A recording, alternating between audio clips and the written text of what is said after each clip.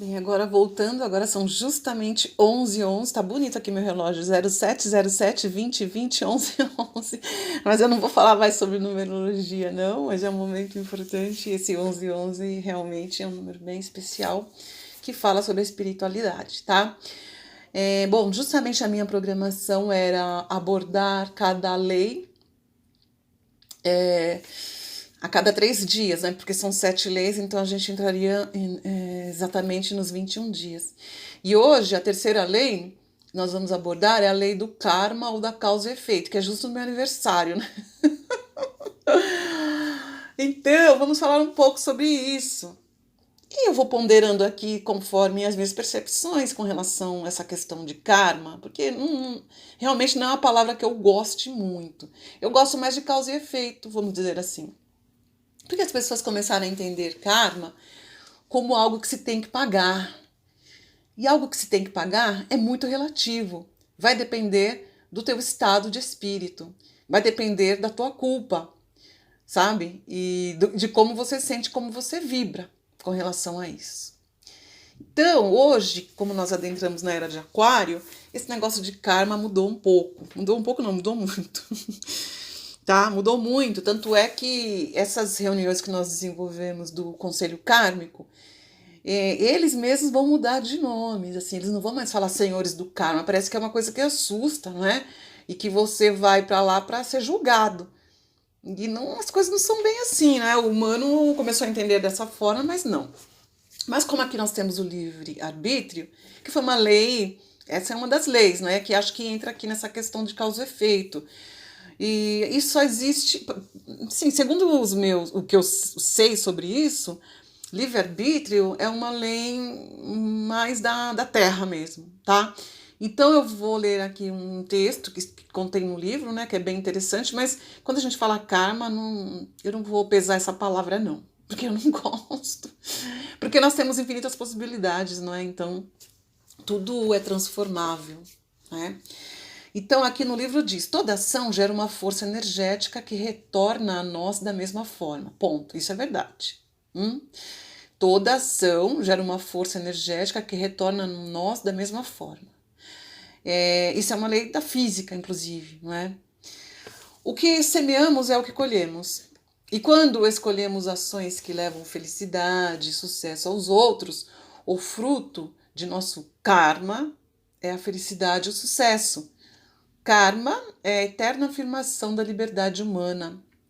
Nossos pensamentos, nossas palavras, nossos atos são fios de uma rede que tecemos ao redor de nós. Quem diz isso é Swami Vivekananda. A palavra karma, assim, na origem dela em si, não creio que seja ela pesada, mas como a humanidade transformou isso, né? Até nas brincadeiras que diz, ai, fulano é meu karma, sabe? Como uma coisa pesada. Ou seja, é a cruz que eu tenho que carregar. Isso daí eu não curto, não acho que é muito legal. Mas vamos lá. Vamos falar da lei de ação e reação, tá? Então, essa terceira lei do sucesso é a lei da ação e reação. Aqui no livro está dizendo que a palavra karma significa um conjunto de ações dos homens e suas consequências, tá? Mas eu quero falar uma coisa antes disso. Não vou discordar não do Deepak Chopra. Mas isso tem a ver com o que você vibra nas tuas questões de culpa, sabe? Porque de repente se você entra numa energia muito grande de vibração de culpa, dizendo, não, isso é meu karma, eu vou aceitar. Eu não concordo com isso, certo? Eu concordo sim que você vai vibrar coisas e isso volta para você, nossa, multiplicado, triplicado. E nós estamos falando das orações, das coisas boas e tudo mais, tá? Se você fez algo que você não considera bom, e você ficar vibrando na culpa e você ficar esperando ali vir chegar esse castigo para você, isso pode acontecer, né? Mas se você fizer alguma coisa e com aquilo você aprender, e depois você prosseguir, virar a página, prosseguir, sabe? Claro que tendo dentro de você o perdão e o auto-perdão. E desde que você se acerte, você e Deus, sabe? Das tuas coisas aí. Então, isso vai fazer você fluir. Isso daí eu vi nas minhas experiências, não só da minha vida, mas como de várias pessoas e de vários estudos, porque em uma época eu trabalhei com. É porque eu só conheço gente normal na minha vida. Quando eu tinha 20 anos, eu conheci uma pessoa que foi abduzida, que ele foi muito conhecido no Brasil todo, até fora do Brasil, que eu já falei sobre ele aqui, que o nome dele é Hermínio Reis. Ele já desencarnou, né? Uma pena, mas como ele foi abduzido e ele regressou com conhecimento muito expandido sobre questão de regressão em vidas passadas, e naquela época que eu falo é mais de uns 15, 20 anos atrás, eu participei muito com ele de regressões, e eu comecei a ver muitas coisas, sabe? E isso eu aprendi. Então, na verdade, a tua culpa é que vai fazer você pagar por algo. Isso daí eu percebi, tá? Mas vamos lá. Causa e efeito simultaneamente, porque toda ação gera uma força energética que retorna para nós da mesma força. É bem conhecido o ditado, você colhe aquilo que semeia, portanto não há nada de misterioso na lei do karma, ele diz aqui, tá?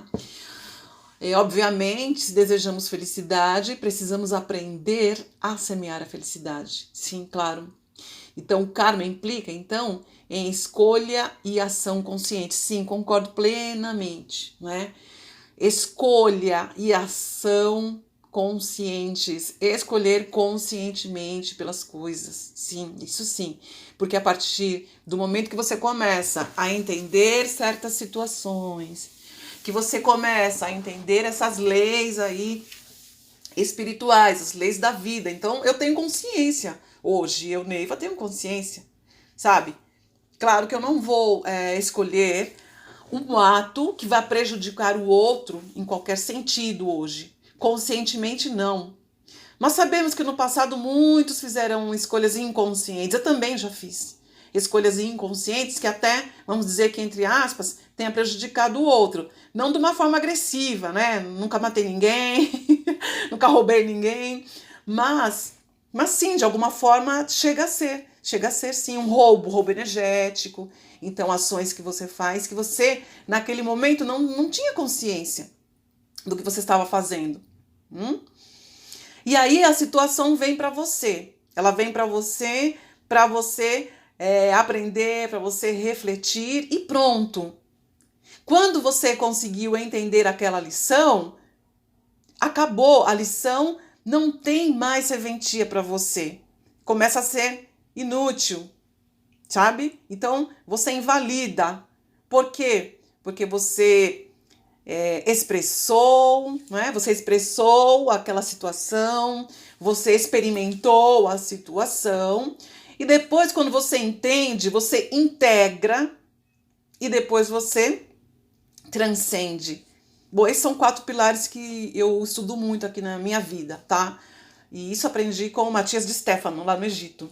Então, eu sempre procuro colocar as minhas situações nesses 4 pilares. Vou escrever aqui para vocês depois.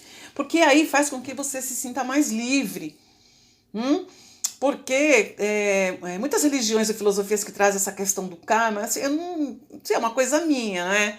Eu não concordo muito com esse negócio que tem que pagar, né? Você já fez, você fez ali, você optou inconscientemente por uma situação, e depois você aprendeu com aquilo e pronto, sabe? E pronto, e aquilo passou, e é que nem eu tô agora nessa questão do 7 do 7, 20 e 20 de finalização de ciclos, porque senão o negócio vira uma bola de neve tão grande e você não consegue lidar.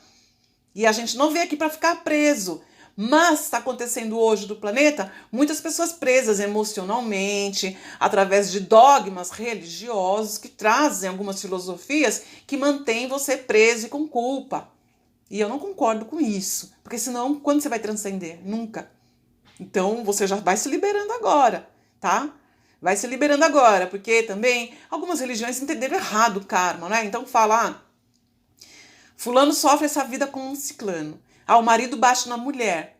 Porque descobriram que na outra vida ela assassinou ele. Então, por isso, agora ela apanha dele. Um exemplo, bobo. Não conheço ninguém assim, mas vários casos de situações semelhantes.